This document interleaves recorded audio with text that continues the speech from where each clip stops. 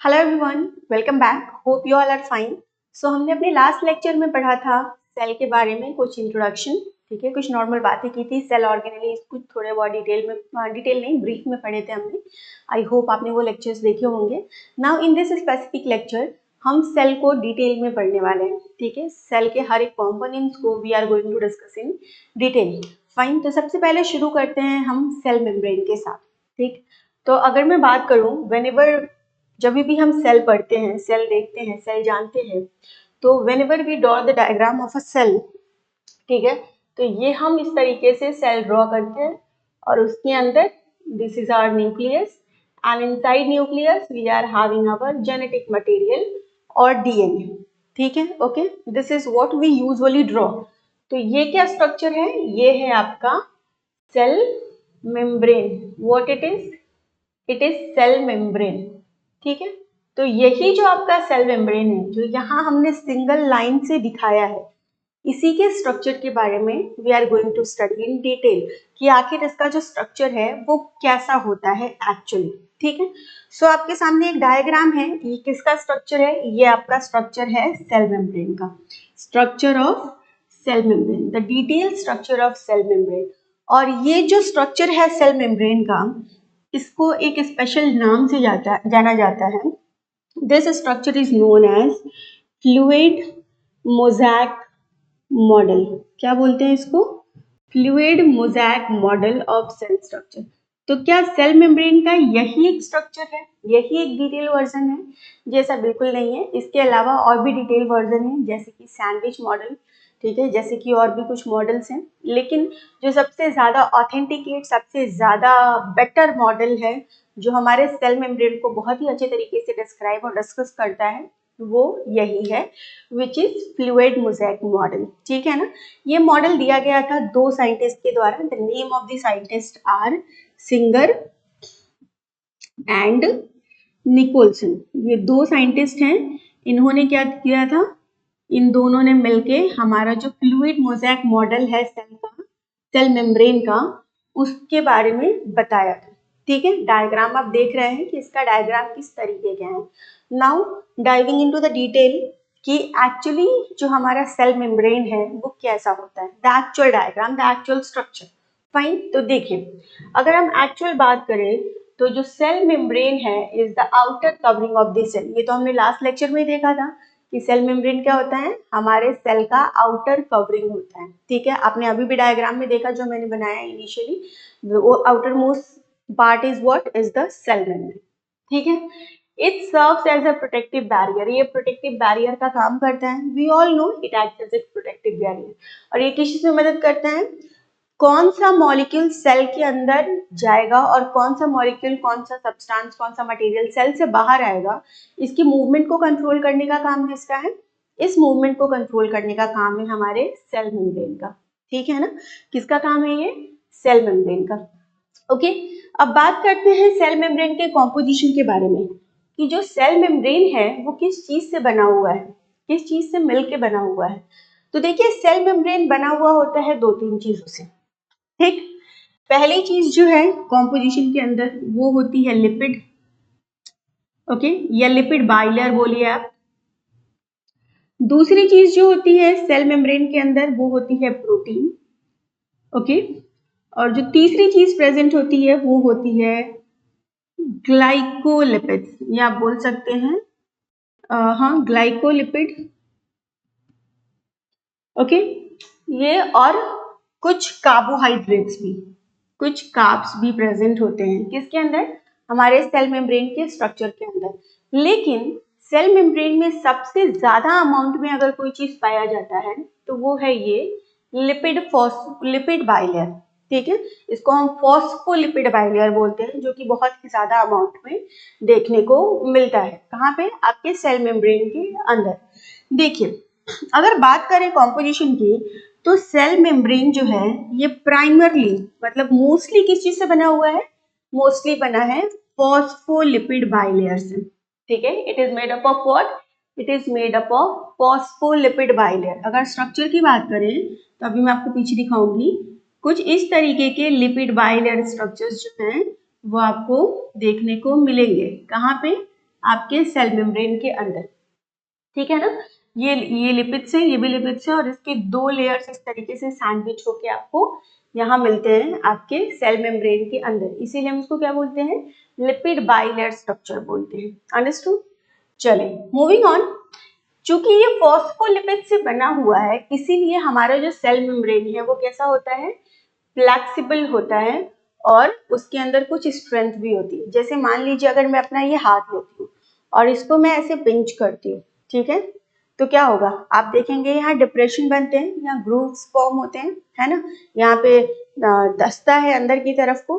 तो ऐसा क्यों हो पाता है, ऐसा इसलिए हो पाता है क्योंकि हमारा जो लिपिड बाइलेयर है, जो सेल मेम्ब्रेन है, वो किस तरीके का है, वो है फ्लेक्सिबल, वो बना है फॉस्फोलिपिड का, इसीलिए ऐसा हो पाता है। इसके लिए ये सेल को स्टेबिलिटी और स्ट्रेंथ भी प्रोवाइड करता है, स्टेबिलिटी तो नहीं, स्ट्रेंथ प्रोवाइड करता है, ठीक है, अंडरस्टूड। स्टेबिलिटी भी बोल सकते हैं, no issues. So this is what the composition of the cell membrane. चलिए देख लेते हैं डायग्राम के थ्रू। ये है आपका diagram and let us understand कि कैसे लिपिड बाइलेयर। आप देख रहे हैं ये छोटे छोटे गोल गोल डॉट डॉट स्ट्रक्चर्स दिखाई दे रहे हैं, ज्यादातर यही प्रेजेंट है, इन्हीं को ही हम क्या बोलते हैं, इन्हीं को ही हम लिपिड्स बोलते हैं। और आप देख रहे हैं लिपिड्स के कितने लेयर है, एक ऊपर की तरफ लेयर है और एक नीचे की तरफ लेयर है, मतलब लिपिड क्या हो गया, बाइलेयर फॉर्म में प्रेजेंट है ना। और देख रहे हैं आप डायग्राम में, आपको ऑब्वियसली दिख रहा होगा कि लिपिड बहुत ज्यादा है, मतलब मेजर कॉम्पोजिशन जो है हमारे सेल मेम्ब्रेन के अंदर वो किस चीज का होता है, लिपिड बाइलेयर का ही होता है। ओके चलिए मूविंग ऑन। ये देखिए कुछ प्रोटीन्स दिख रहे हैं आपको, ये रेड स्ट्रक्चर्स, ये क्या है, और ये स्ट्रक्चर्स, ये सब क्या है, ये सब कुछ आपके प्रोटीन्स है, ठीक है। 2 तरीके के प्रोटीन होते हैं सेल मेम्ब्रेन के अंदर, एक ऐसे प्रोटीन जो पूरे सेल मेम्ब्रेन के लिपिड बाइलेयर में पूरे तरीके से धंसे हुए होते हैं, एम्बेडेड होते हैं, ठीक है। इस तरीके के प्रोटीन्स को हम बोलते हैं, क्या बोलते हैं, इनको हम बोलते हैं इंट्रिंसिक प्रोटीन, और they are known as intrinsic protein, ठीक है। इंट्रिंसिक और एम्बेडेड प्रोटीन कहाँ एम्बेडेड है, लिपिड बाइलेयर के अंदर एम्बेडेड है, ठीक है। दूसरे तरीके के प्रोटीन होते हैं जो कि लिपिड बाइलेयर के अंदर एम्बेडेड नहीं होते, ऊपर ऊपर ही प्रेजेंट होते हैं लिपिड बाइलेयर के, इसको हम क्या बोलते हैं, इनको हम बोलते हैं extrinsic protein, what they are known as extrinsic protein, ठीक है। तो ये 2 तरीके के प्रोटीन है।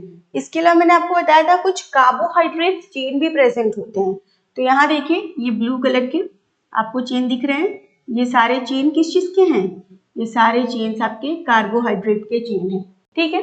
तो हमारा जो लिपिड बाइलेयर है, हमारा जो सेल मेम्ब्रेन है, वो किस चीज का बना है, वो लिपिड का बना है, वो प्रोटीन का बना है, और वो कार्बोहाइड्रेट का बना है, जिसमें मेजर पोर्शन किसका है, फॉस्फोलिपिड बाइलेयर का है। ओके बात समझ आ गई इतनी आपको। अब एक और चीज समझिए, ये जो फॉस्फोलिपिड बाइलेयर है या लिपिड बाइलेयर स्ट्रक्चर है, इसका स्ट्रक्चर थोड़ा खास है। क्या खास है, खास ये है कि इस लिपिड बाइलेयर में ये जो आपको हेड रीजन दिखता है, ठीक है, ये जो हेड रीजन है ये क्या होता है, और ये आपका टेल रीजन है, ठीक है। ये क्या है, हेड है, और दूसरा वाला जो है वो क्या है, टेल है। तो हेड जो है वो वाटर लविंग होता है, क्या होता है, वाटर लविंग, हाइड्रोफिलिक, और जो टेल पोर्शन होता है वो क्या होता है, वो वाटर रिपेलिंग होता है, मतलब हाइड्रोफोबिक, ठीक है। हेड क्या होगा, हेड जो है वो हाइड्रोफिलिक होगा, वाटर लविंग होगा, और टेल जो है वो क्या होगा, हाइड्रोफोबिक होगा, ठीक है। टेल अंदर की तरफ है और कैसे है, हाइड्रोफोबिक है। ओके बात समझ आ गई आपको। एक और चीज समझिए, हमारे सेल मेम्ब्रेन के अंदर जो इंट्रिंसिक प्रोटीन लगे हुए हैं, जो इस तरीके के प्रोटीन हैं जो पूरे तरीके से लिपिड बाइलेयर में धसे हुए हैं, एम्बेडेड हैं, वो प्रोटीन्स जो होते हैं कुछ स्पेशल काम करते हैं। और क्या काम करते हैं वो ट्रांसपोर्ट में मदद करते हैं। किस चीज के ट्रांसपोर्ट में, बहुत सारे मॉलिक्यूल्स के ट्रांसपोर्ट में, ठीक है, मॉलिक्यूल्स और आयंस के ट्रांसपोर्ट में। इसीलिए हम उन प्रोटीन्स को एक और नाम से जानते हैं, those proteins are also known as transport protein. क्या बोलते हैं उनको, ट्रांसपोर्ट प्रोटीन भी बोलते हैं, ठीक है। बात समझ आ गई इतनी। चलिए मूविंग ऑन। देखिए, जो हमारा सेल मेम्ब्रेन होता है उसकी कॉम्पोजिशन की तो बात कर ली हमने कि किन किन चीजों से मिलके बना हुआ है। अब हम दूसरी बात करते हैं कि सेल मेम्ब्रेन जो है हमारा वो क्या होता है, वो सेलेक्टिवली परमिएबल होता है। What it is selectively permeable. Selectively permeable का क्या मतलब है? सेलेक्टिवली परमिएबल का मतलब है कि ये अलाउ करेगा कुछ मॉलिक्यूल्स को क्या करने के लिए, अपने थ्रू पास होने के लिए, और दूसरे मॉलिक्यूल्स को अपने थ्रू पास नहीं होने देगा। कुछ को पास होने देगा, कुछ को ब्लॉक करके रखेगा। ऐसा क्यों? ऐसा इसलिए क्योंकि हमारे सेल में जिन चीजों की रिक्वायरमेंट होगी हम सिर्फ क्या करेंगे, उन्हीं चीजों को अपने सेल के थ्रू पास होने देंगे, और जिन चीजों की रिक्वायरमेंट नहीं होगी ऑब्वियसली हम उन चीजों को अपने सेल के थ्रू, मतलब हमारा जो सेल मेम्ब्रेन है वो उसको हमारे सेल के थ्रू पास होने नहीं देगा। ओके, तो this is what this properties of cell membrane is known as what, this property of cell membrane is known as selective permeability. कि हमारा जो सेल मेम्ब्रेन है वो कैसा है, इट इज सेलेक्टिवली परमिएबल। ठीक है, समझ आ गई बातें आप लोगों को? चलिए मूविंग ऑन। मैंने आपको पहले ही बता दिया था कि हमारा जो सेल मेम्ब्रेन का ये मॉडल है इसको हम क्या बोलते हैं, इसको हम बोलते हैं फ्लूइड मोज़ैक मॉडल। ठीक है, ये मॉडल डिस्क्राइब करता है कि हमारा जो सेल मेम्ब्रेन है वो क्या है, वो डायनेमिक है और फ्लेक्सिबल है। ऑलरेडी टोल्ड, सेल मेम्ब्रेन कैसा है, डायनेमिक है और फ्लेक्सिबल है। फ्लेक्सिबल तो आपको समझ आ गया, डायनेमिक का क्या मतलब है? डायनेमिक का मतलब कि सेल मेम्ब्रेन के जो फॉस्फोलिपिड बाइलेयर स्ट्रक्चर्स हैं वो कैसे होते हैं, वो फिक्स्ड नहीं होते हैं, वो मूव करते रहते हैं हमेशा। They are dynamic, they moved. ठीक है ना? ओके, इसलिए हम क्या बोलते हैं, इसको डायनेमिक स्ट्रक्चर बोलते हैं। फाइन। इसके अलावा हमारे सेल मेम्ब्रेन के अंदर कुछ प्रोटीन्स भी एम्बेडेड होते हैं, उसके बारे में मैंने आपको बता दिया है ऑलरेडी। ठीक, इसीलिए हम इस स्ट्रक्चर को क्या बोलते हैं, मोज़ैक स्ट्रक्चर बोलते हैं। मोज़ैक मतलब कि अगर कोई चीज यूनिफॉर्म नहीं है तो उसको हम बोलेंगे मोज़ैक। मोज़ैक मतलब कहीं कोई चीज प्रेजेंट है, कहीं कोई चीज प्रेजेंट है, इस तरीके से एक पैटर्न बन रहा है तो उसको हम बोलते हैं मोज़ैक पैटर्न। ठीक, तो आपको लिपिड बाइलेयर में कहीं कहीं प्रोटीन्स फंसे हुए मिल रहे हैं ना, प्रेजेंट मिल रहे हैं, कहीं काम मिल रहा है, तो ये क्या है, एक तरीके का यूनिफॉर्म स्ट्रक्चर नहीं है। इस स्ट्रक्चर को हम क्या बोलते हैं, मोज़ैक स्ट्रक्चर बोलते हैं। ठीक है, बात समझ आ गई? चलिए मूविंग ऑन, आगे बढ़ते हैं, देखते हैं और क्या बातें हैं, और क्या बातें हैं हम। Just a minute guys, just a minute. Okay, दूसरी बातें करते हैं। अब हमारा जो सेल मेम्ब्रेन है वो कुछ स्पेसिफिक, जैसे हमने पढ़ा ना कि सेल मेम्ब्रेन में परमिएबिलिटी होती है, मतलब वो कुछ मॉलिक्यूल्स को अलाउ करता है अपने थ्रू पास होने के लिए, और अदर मॉलिक्यूल्स को क्या करता है, रोक के रखता है, अपने थ्रू पास नहीं होने देता है। तो ये सब वो किस प्रोसेस से कर रहा है, तो हमारा जो सेल मेम्ब्रेन है वो कुछ स्पेशल एक्टिविटीज करता है जिसको हम बोलते हैं डिफ्यूजन, फैसिलिटेटेड डिफ्यूजन। ये अलग अलग तरीके के ट्रांसपोर्ट हैं जो कि हमारे सेल के थ्रू, सेल मेम्ब्रेन के थ्रू होते हैं। तो first one is diffusion, second one is facilitated diffusion, active transport and passive transport. सबके बारे में पढ़ेंगे बारी बारी से, लेकिन उसके पहले समझिए कॉन्सेप्ट को डायग्राम की मदद से। Biology is all about the diagram. ठीक है, अगर आपने डायग्राम समझ लिया then boom, you know everything. ठीक है, okay guys, so let us begin. देखिए, सेल के थ्रू, सेल मेम्ब्रेन के थ्रू अलग अलग तरह के तरीके के ट्रांसपोर्टेशन होते हैं। पहला ट्रांसपोर्टेशन है जो यहाँ पे दिखाया गया है, वो है डिफ्यूजन। ठीक है, सिंपल डिफ्यूजन या आप बोलिए डिफ्यूजन। डिफ्यूजन का क्या मतलब होता है, डिफ्यूजन का मतलब है अगर मॉलिक्यूल्स हाई कंसंट्रेशन से लो कंसंट्रेशन की तरफ मूव करते हैं तो उसको हम बोलते हैं डिफ्यूजन। जैसे मान लीजिए मैंने एक अगरबत्ती जलाई, अगरबत्ती जानते हैं ना, इंसेंस स्टिक, ठीक है, जिससे पूजा पाठ किया जाता है। ओके, तो अगर आपने एक जगह एक, मान लीजिए मैं यहाँ खड़ी होकर अगर मैं एक अगरबत्ती जलाती हूँ तो दूर कहीं उधर उसकी स्मेल तो जाएगी ना, ऑफ कोर्स जाएगी। ठीक है, तो वो जो उसकी स्मेल यहाँ से वहां ट्रैवल कर रही है वो किसके थ्रू कर रही है, वो डिफ्यूजन प्रोसेस के थ्रू कर रही है। क्यों कर पा रही है, इसलिए कर पा रही है क्योंकि यहाँ जहाँ मैंने उस मॉलिक्यूल को बर्न किया है वहां उसका कंसंट्रेशन ज्यादा है और दूसरी तरफ उसका कंसंट्रेशन कम है, तो मॉलिक्यूल हाई से लो कंसंट्रेशन की तरफ मूव करेंगे और आराम से क्या करेंगे, आराम से एक से दूसरी जगह पहुंच जाएंगे। इसी प्रोसेस को हम क्या बोलते हैं, डिफ्यूजन बोलते हैं, है ना। ओके, देखिए यहाँ पे क्या है, ये हमारा सेल मेम्ब्रेन है। Okay, this is what, this is our cell membrane. ठीक, आपका फॉस्फोलिपिड बाइलेयर दिखाया गया है, सेल मेम्ब्रेन है हमारा। ये जो हमारा सेल मेम्ब्रेन है, इसके थ्रू आप देख रहे हैं कि मॉलिक्यूल्स पास हो रहे हैं। ये सेल के बाहर मॉलिक्यूल्स का कंसंट्रेशन, मॉलिक्यूल्स का नंबर बहुत ज्यादा है ना। और ये मॉलिक्यूल्स हमारे सेल मेम्ब्रेन के थ्रू पास हो रहे हैं और हाई कंसंट्रेशन से लो कंसंट्रेशन की तरफ आ रहे हैं ना। इसको ही हम क्या बोलते हैं, सिंपल डिफ्यूजन बोलते हैं। बस हो गया सिंपल काम। डिफ्यूजन जो है वो गैसेस में भी होता है, ठीक, गैसेस में होता है और लिक्विड में भी होता है। जब डिफ्यूजन लिक्विड में होता है तो उसको हम एक स्पेशल नाम से जानते हैं, उसको हम बोलते हैं ऑस्मोसिस। ठीक, अभी बताऊंगी ऑस्मोसिस क्या होता है, वो भी है आपके सिलेबस में, ठीक है ना। तो डिफ्यूजन कहाँ होगा, गैसेस के लिए भी होगा, लिक्विड मॉलिक्यूल्स के लिए भी होगा, ठीक है। सॉलिड के लिए होगा या नहीं ये आप कमेंट में बताइए, डज सॉलिड मॉलिक्यूल्स डिफ्यूज, ठीक है। चलिए देखिए, दूसरे तरीके का जो डिफ्यूजन है उसको हम बोलते हैं फैसिलिटेड डिफ्यूजन।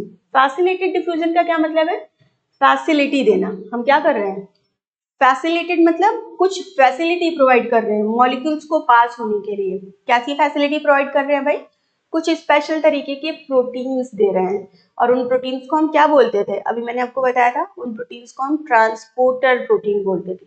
तो ये देखिए आपका सेल मेम्ब्रेन है, ठीक है, और इसके अंदर ये येलो कलर का क्या लगा है, आपका कैरियर या ट्रांसपोर्टर चैनल या फिर प्रोटीन लगा हुआ है, ठीक है। कैरियर या ट्रांसपोर्टर प्रोटीन लगा हुआ है।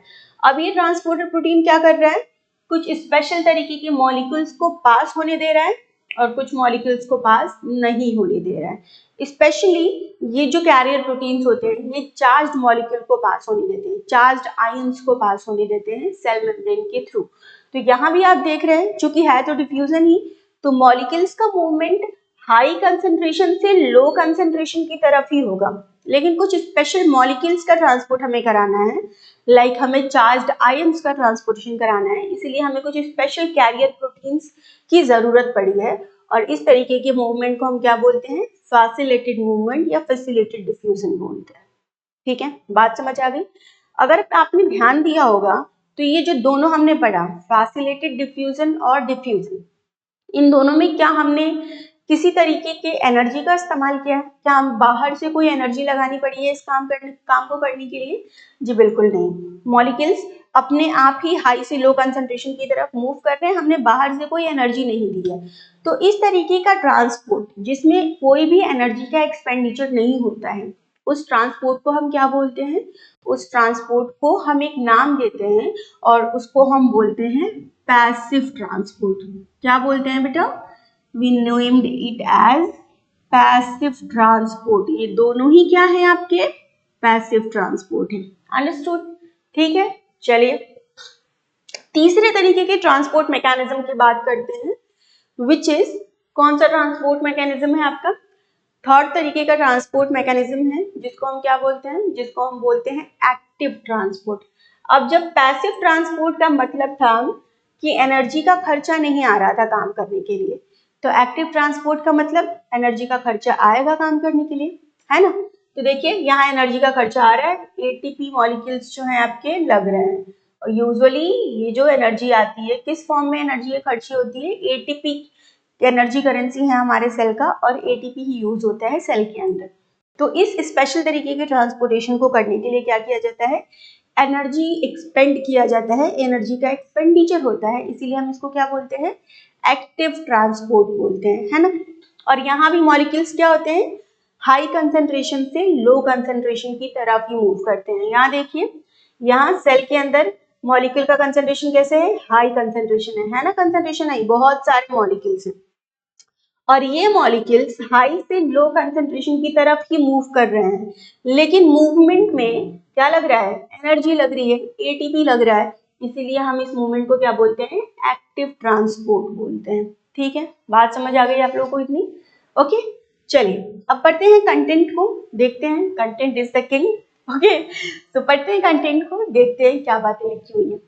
देखिए डिफ्यूजन के बारे में क्या लिखा हुआ है, diffusion is the movement of molecule from an area of high concentration to an area of low concentration।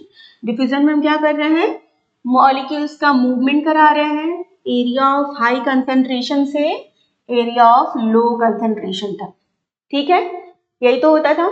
कैसा प्रोसेस है ये? पैसिव प्रोसेस है। क्यों पैसिव बोल रहे हैं? क्योंकि अलग से कोई एनर्जी नहीं खर्च कर रहे हैं हम इस काम को करने के लिए, इसलिए हम इसको क्या बोल रहे हैं? पैसिव प्रोसेस बोल रहे हैं। ठीक है, बात समझ आ गई? ओके, गैस एग्जाम्पल क्या है? Gases exchange. ठीक, हमारे सेल के अंदर गैसेस एक्सचेंज होते हैं। जैसे हम एक बात, अगर आपने कभी पढ़ा होगा, तो हमारे लंग्स में एल्वियोलाई प्रेजेंट होते हैं और वहाँ गैसेस एक्सचेंज होते हैं। ठीक है, तो ऑक्सीजन और CO2 का एक्सचेंज वहाँ होता ही रहता है हमेशा।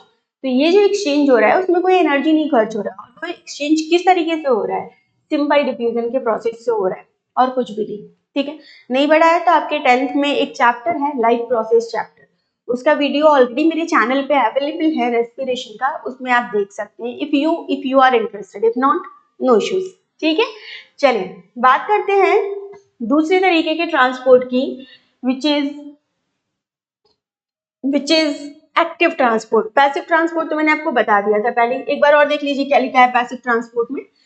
Involves the movement of substance across the cell membrane without the energy। अगर बिना एनर्जी का इस्तेमाल किए, एक्सपेंडिचर किए, मॉलिक्यूल्स का ट्रांसपोर्टेशन हो जाए सेल मेम्ब्रेन के अक्रॉस हाई से लो कंसंट्रेशन में, तो उसको हम क्या बोलते हैं?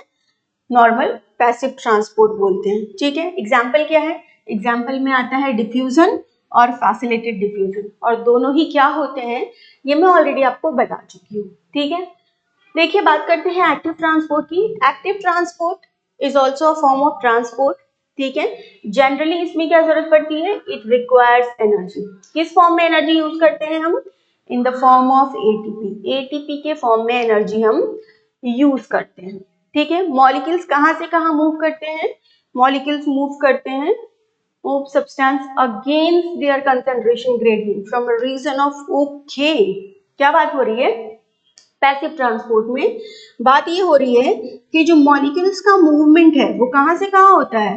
वो अगेंस्ट द कंसंट्रेशन ग्रेडियंट होता है। ठीक है, अगेंस्ट द कंसंट्रेशन ग्रेडियंट मतलब मॉलिक्यूल्स मूव करेंगे लो से हाई कंसंट्रेशन में। समझिए, यहाँ थोड़ी गलती की है इन्होंने, मैं सुधार देती हूँ गलती। देखिए, यहाँ हमने क्या देखा था कि एनर्जी का खर्चा आ रहा था एक्टिव ट्रांसपोर्ट में, है ना? इसीलिए हम इसको एक्टिव ट्रांसपोर्ट बोल रहे थे, क्योंकि एनर्जी का खर्चा आ रहा था। ठीक, अब एक और बात समझिए, वो बात ये है कि इस स्पेसिफिक ट्रांसपोर्टेशन में, एक्टिव ट्रांसपोर्टेशन में मॉलिक्यूल्स क्या होते हैं? मॉलिक्यूल्स ट्रांसपोर्ट होते हैं अगेंस्ट कंसंट्रेशन ग्रेडियंट। ठीक है, अगेंस्ट कंसंट्रेशन ग्रेडियंट मतलब मॉलिक्यूल्स पास करेंगे कहाँ से कहाँ?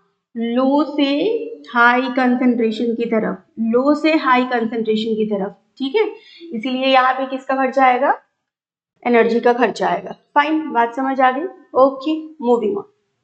ठीक, याद रखिएगा एक्टिव ट्रांसपोर्ट में मॉलिक्यूल्स लो से हाई कंसंट्रेशन की तरफ मूव करते हैं against the concentration gradient. Okay, चलिए मूविंग ऑन, बात करते हैं किसकी? बात करते हैं ऑस्मोसिस की। क्या होता है भाई osmosis? Osmosis is a kind of diffusion only. Osmosis क्या है? ऑस्मोसिस डिफ्यूजन ही है, लेकिन अगर डिफ्यूजन लिक्विड में हो, ठीक है, अगर डिफ्यूजन कहाँ हो? लिक्विड में हो, तो उसको हम क्या बोलते हैं? उसको हम ऑस्मोसिस बोल देते हैं। एक और बात, ऑस्मोसिस हमेशा और हमेशा एक सेमी परमिएबल मेम्ब्रेन के थ्रू होता है। किसके थ्रू होता है? सेमी परमिएबल मेम्ब्रेन के थ्रू होता है। ठीक है, देखिए ऑस्मोसिस की बातें कर लेते हैं। लेट अस अंडरस्टैंड, ऑस्मोसिस जो है एक स्पेशल तरीके का डिफ्यूजन है। ठीक है, जिसमें क्या होता है? Movement of water molecule across a selectively permeable membrane. Water molecule का अगर मूवमेंट एक सेलेक्टिवली परमिएबल मेम्ब्रेन के थ्रू अगर हो, तो उसको हम क्या बोलते हैं? ऑस्मोसिस बोलते हैं। जैसे आप रेजिन्स ले लीजिए, रेजिन्स जानते हैं ना, किशमिश। ठीक है, आप रेजिन्स ले लीजिए और उसको पानी में डाल दीजिए। Let's say we are having a container और इसके अंदर we are having lots of water. ठीक है, और इसके अंदर मैंने क्या किया? मैंने आप लोगों की खुशी के लिए इसमें डाल दिए छोटे छोटे रेजिन्स। तो कुछ समय के बाद ये रेजिन्स जो हैं वो कैसे हो जाएंगे? फूल के ऐसे बड़े से हो जाएंगे, होंगे ना? ओके क्यों? क्योंकि पानी इसके अंदर चला जाएगा, इसके लिए ऐसे हो जाएंगे ये। ओके बात समझ आ रही है इतनी? फाइन। तो यहाँ आप देखिए वाटर का मूवमेंट हुआ है ना, हाई से लो कंसेंट्रेशन की तरफ वाटर का मूवमेंट हुआ है। और कैसे हुआ है? एक सेमी परमिएबल मेम्ब्रेन को क्रॉस करके हुआ है। तो इस तरीके के मूवमेंट को हम क्या बोलते हैं? ऑस्मोसिस बोलते हैं। सिंपल। ओके ठीक है। चलिए ऑस्मोसिस के लिए किसकी जरूरत है? सेलेक्टिवली परमिएबल मेम्ब्रेन की जरूरत है। ठीक, ये जो मेम्ब्रेन है ये क्या करता है? अलाउ करता है वाटर मॉलिक्यूल को पास होने के लिए और रेस्ट्रिक्ट करता है दूसरे अदर मॉलिक्यूल्स को पास ना होने के लिए। वो तो हमें पता ही है कि सेल मेम्ब्रेन कैसा होता है, सेलेक्टिवली परमिएबल होता है, तो ये काम तो उसने करना ही है। ठीक है ओके। चलिए अगर हम बात करें ऑस्मोसिस में, तो ऑस्मोसिस में वाटर मूवमेंट कैसा होता है? वाटर मूव करता है from an area of, water move from an area of, अभी के लिए सॉल्यूट की बात नहीं करेंगे, आप डिस्टर्ब हो जाएंगे, इसीलिए अभी हम किसकी बात करेंगे? सिर्फ वाटर की बात करेंगे। Water move from an area of high concentration to an area of low water concentration. Water का मूवमेंट कैसा हो रहा है? हाई वाटर कंसंट्रेशन से लो वाटर कंसंट्रेशन की तरफ हो रहा है। इतनी बात समझ आई? अब दूसरी बात समझिए। दूसरी बात क्या है भाई? दूसरी बात है आपका जस्ट अ मिनट। दूसरी बात है आपका, चलिए ये ले लेते हैं। दूसरी बात है आपका सॉल्यूट के अगर केस में बात करें, ठीक है, तो सॉल्यूट के केस में अगर बात करें तो क्या होगा? तो सॉल्यूट के केस में अगर बात करेंगे तो वाटर का मूवमेंट कहां से कहां तक होगा? लो सॉल्यूट कंसंट्रेशन से हाई सॉल्यूट कंसंट्रेशन पे होगा। कहां से कहां तक? Low solute concentration to high solute concentration. किसी एक को लेके चलेंगे तो ज्यादा बेटर रहेगा। अगर वाटर के रिस्पेक्ट में बात कर रहे हैं तो वाटर का मूवमेंट हाई से लो कंसंट्रेशन की तरफ होगा।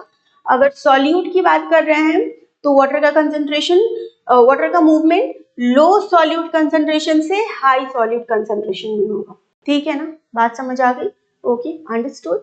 ध्यान दीजिएगा, बिल्कुल भी इंपॉर्टेंट है, मैं यहाँ एस्ट्रिक लगा देती हूँ, इट इज क्वाइट इंपॉर्टेंट। ठीक है, ऑस्मोसिस की इंपॉर्टेंस क्या है? आखिर ऑस्मोसिस होता क्यों है? ऑस्मोसिस की इंपॉर्टेंस की बात की है। Osmosis is crucial for maintaining cell turgidity and regulating the internal environment of this cell.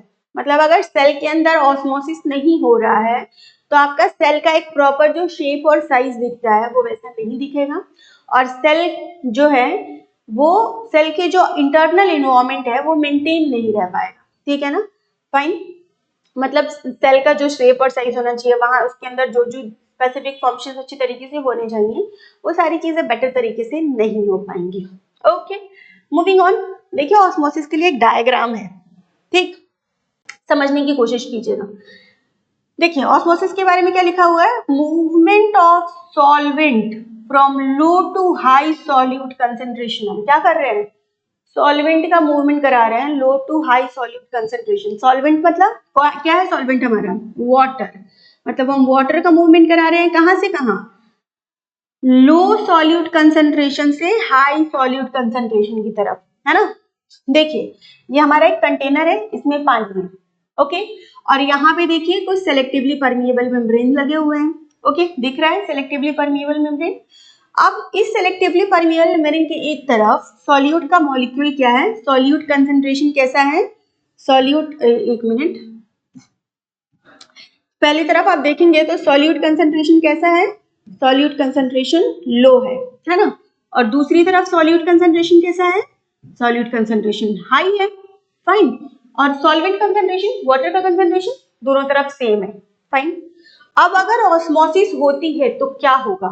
Water molecules move करेंगे, सॉल्वेंट मतलब वाटर, वाटर मॉलिक्यूल मूव करेंगे कहां से कहां? लो से हाई सॉल्यूट कंसेंट्रेशन की तरफ। तो देखिए यहां हो गया ऑस्मोसिस, और ऑस्मोसिस होने के बाद आप देख रहे हैं कि वाटर जो कि वहां पे सेम लेवल में था, यहाँ पे क्या हुआ है? वाटर का मूवमेंट हो गया है लो सॉल्यूट कंसेंट्रेशन से हाई सॉल्यूट कंसेंट्रेशन की तरफ, है ना, हुआ है। और इसी प्रोसेस को हम क्या बोलते हैं? इसी प्रोसेस को हम ऑस्मोसिस बोलते हैं। सिंपल एज दैट, ठीक है। और अगर आप सिंपली बात करेंगे वाटर के कंसंट्रेशन में, तो वाटर हाई से लो कंसंट्रेशन की तरफ मूव कर रहे हैं, लेकिन सॉल्यूट के रिस्पेक्ट में हम इसको एक्सप्लेन करते हैं, तो I think it you guys will be okay with this. ठीक है, बात समझ आ चुकी होगी। मूविंग ऑन, आगे बढ़ते हैं। We are having different types of solution. ठीक है, हमारे पास अलग अलग तरीके के सेल जो है वो प्रेजेंट होते हैं। The first, the different types of solution we are having. The name of the different solutions are isotonic solution, hypotonic solution and hypertonic solution. क्या है? Isotonic, hypotonic और hypertonic. We are having 3 different types of solution. पहले थोड़ा समझ लीजिए, एक diagram है। हमने क्या किया है, हमने एक सेल लिया है, कोई भी नॉर्मल सेल ले लीजिए, और हमने उस सेल को क्या किया है, अलग अलग तरीके की सोल्यूशन में डाला है। ठीक है, जैसे हमने क्या किया है, एक सेल को किसी आइसोटोनिक सोल्यूशन में डाला है। तो समझिए, सेल को आइसोटोनिक सोल्यूशन में जब आप डालेंगे तो क्या होगा, जब किसी भी सेल को आप किसी भी आइसोटोनिक सोल्यूशन में डालेंगे तो सेल के अंदर जितना वाटर मॉलिक्यूल एंटर करेगा, ठीक है, उतना ही वाटर मॉलिक्यूल क्या करेगा, सेल से बाहर भी निकलेगा, या जितने सॉल्यूट मॉलिक्यूल सेल के अंदर एंटर करेंगे उतने ही सॉल्यूट मॉलिक्यूल सेल से बाहर भी निकलेंगे। तो इन दैट कंडीशन क्या होगा, हमारा जो सेल का शेप और साइज जैसा था इनिशियली वैसा ही हमेशा रह जाएगा। तो सेल जैसा था वैसा ही रहेगा, बिल्कुल ऑसम डॉसम कंडीशन है, कोई दिक्कत नहीं। जैसे मान लीजिए हम अपने घर में रह रहे हैं आराम से, और हम अपने घर से निकल के कहीं चले गए और वहां भी वही सारी सुविधाएं हैं जैसे कि हमारे घर में थी, तो हमें कोई प्रॉब्लम होगी क्या, नहीं होगी, नहीं होगी ना, नहीं होगी। तो life is awesome, and if life is awesome, that means the cell, means if the cell are in awesome condition, that means cell को हमने कहाँ place किया है, isotonic solution में place किया है। understood? okay, second one, second बात करते हैं hypotonic solution। ठीक ना, हाइपोटोनिक सोल्यूशन, हाइपोटोनिक सोल्यूशन मतलब अगर हम सेल को किसी ऐसे सोल्यूशन के अंदर रखते हैं जिसका वाटर कंसंट्रेशन हमारे सेल के अंदर प्रेजेंट वाटर से ज्यादा है, तो उस कंडीशन में क्या होगा, वाटर हाई से लो कंसंट्रेशन की तरफ मूव करेगा। हाई कंसंट्रेशन कहाँ है, हमारे मीडियम में, और लो कंसंट्रेशन कहाँ है, हमारे सेल के अंदर। मतलब वाटर बाहर मीडियम से हमारे सेल के अंदर एंटर करेंगे, होगा ना ऐसा। देखिए हमने क्या किया है, एक सेल लिया है, उसको किसी सोल्यूशन में प्लेस कर दिया है। सेल के अंदर वाटर का कंसंट्रेशन आप देखिए, ये सारे वाटर मॉलिक्यूल्स हैं जो ब्लू ब्लू कलर के दिखाए गए हैं ना, रुकिए मैं आपको ब्लू से ही बना के दिखा देती हूँ।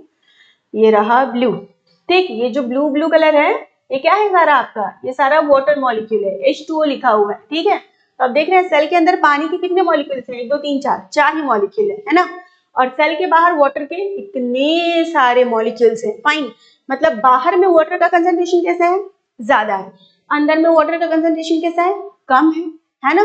तो इस कंडीशन में क्या होगा बाबा, इस कंडीशन में वाटर मॉलिक्यूल्स अंदर बाहर से अंदर की तरफ जाने लगेंगे, जाएंगे ना बाहर से अंदर की तरफ सारे के सारे water molecules.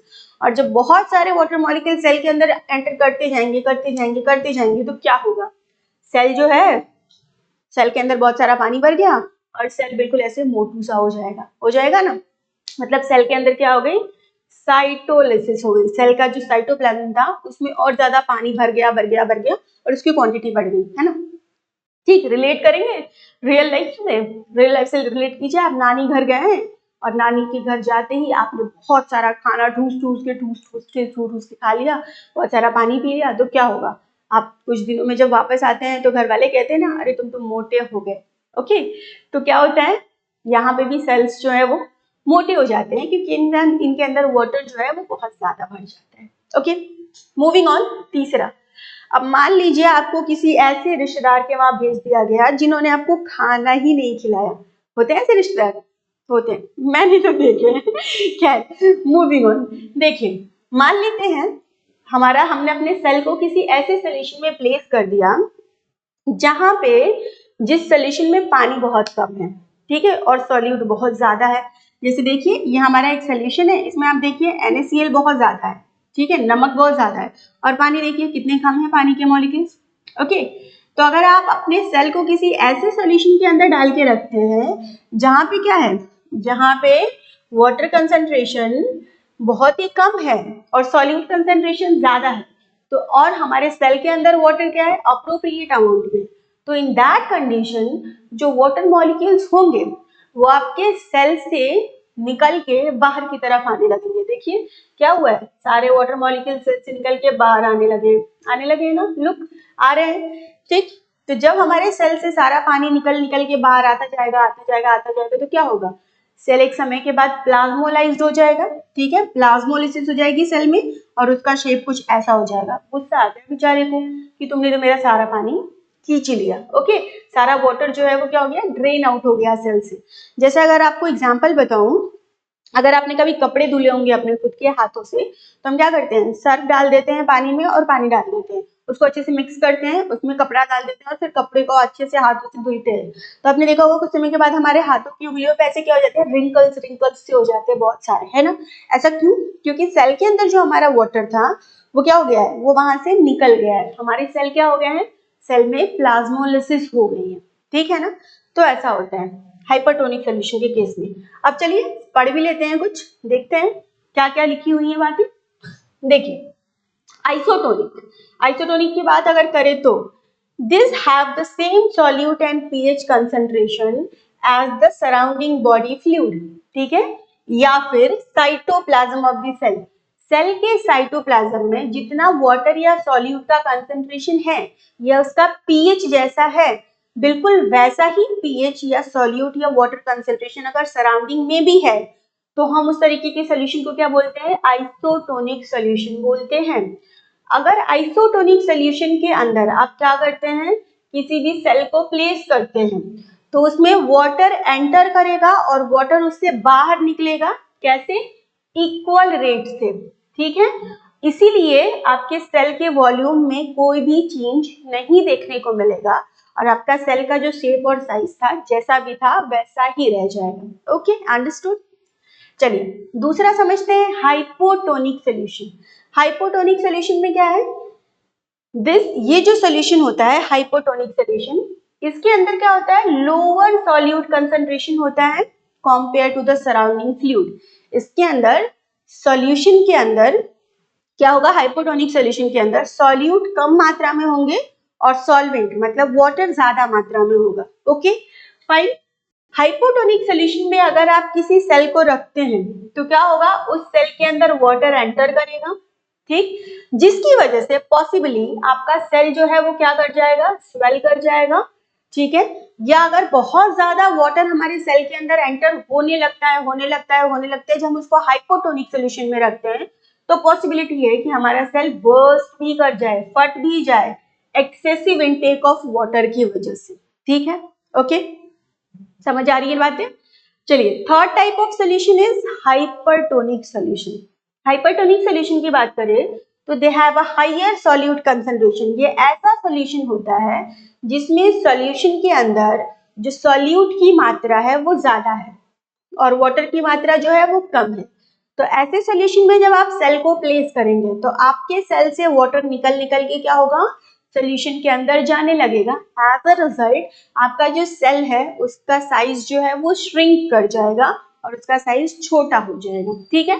They have higher solute concentration compare to the surrounding fluid. Hypertonic solution में अगर आप किसी सेल को रखते हैं तो इसके अंदर से क्या होगा, वाटर को छोड़ के निकलने लगेगा, जिसकी वजह से आपका सेल क्या हो जाएगा, श्रिंक कर जाएगा, साइज में छोटा हो जाएगा। किसकी वजह से, वाटर लॉस की वजह से। ओके, अंडरस्टूड, बातें समझ आई। तो these are the three different types of solution, isotonic, hypertonic और हाइपोटोनिक। यहाँ भी वही बात की गई है, देख लीजिए। आइसोटोनिक में आउटसाइड और इनसाइड, सेल के बाहर और सेल के अंदर मामला बिल्कुल बराबर है, ठीक है, तो सेल नॉर्मली बना रहेगा, ठीक। हाइपोटोनिक में सेल के अंदर जो है वाटर मॉलिक्यूल्स बहुत ज्यादा एंटर कर रहे हैं, तो इनसाइड में वाटर मॉलिक्यूल कंसंट्रेशन ज्यादा हो गया, आउटसाइड कम है, ठीक है ना। आउटसाइड से जब जा रहे हैं तो कम ही होंगे। तो हाइपोटोनिक सोल्यूशन में क्या होगा, आपका सेल साइज में बड़ा होता जाएगा। और हाइपर में वाटर हमारे सेल से ऐसे देखिए बाहर निकल रहे हैं, ठीक है, मतलब आउटसाइड में वाटर का कंसंट्रेशन ज्यादा है, सेल से जब पानी निकल रहा है तो सेल के अंदर वाटर कंसंट्रेशन कम है, तो इस कंडीशन में सेल जो है हमारा वो क्या हो जाएगा, वाटर लॉस करके प्लाज्मोलाइसिस हो जाएगी उसके अंदर, ओके, श्रिंक कर जाएगा। चलिए, तो I think with all this आपको ये बात समझ आ गई होगी कि हमारा सेल मेम्ब्रेन जो है उसको किसने उसका जो स्ट्रक्चर है उसके बारे में डिटेल किसने बताया था। उस स्ट्रक्चर को हम फ्लूइड मोज़ेक मॉडल बोलते हैं। उसका स्ट्रक्चर कैसा है दैट यू विल अंडरस्टूड, ठीक है। इसके अलावा सेल जो है वो सेलेक्टिवली परमिएबल है, कुछ ट्रांसपोर्टेशन में मदद करता है। कैसे करता है? 3 प्रोसेसेस है, डिफ्यूजन, फैसिलिटेटेड डिफ्यूजन और एक्टिव ट्रांसपोर्ट, ठीक, पैसिव और एक्टिव ट्रांसपोर्ट, ये तीनों प्रोसेसेस आपको समझ गए होंगे। इसके अलावा हमने 3 डिफरेंट तरीके के सोल्यूशन पढ़े विच इज आइसोटोनिक, हाइपरटोनिक और हाइपोटोनिक, ठीक। तो आई थिंक इतनी बातें तो आपको समझ आ गई होंगी। अब जो हमारा नेक्स्ट टॉपिक है वो है cell wall of the plant. तो प्लांट के सेल वॉल के बारे में पढ़ेंगे डिटेल में नेक्स्ट लेक्चर में, ठीक है ना। ओके, हमने सेल मेम्ब्रेन पढ़ लिया, अब हम सेल वॉल की बात करेंगे नेक्स्ट लेक्चर के अंदर। सेल वॉल सब में पाया जाता है क्या? जी नहीं, सेल वॉल सब में नहीं पाया जाता है।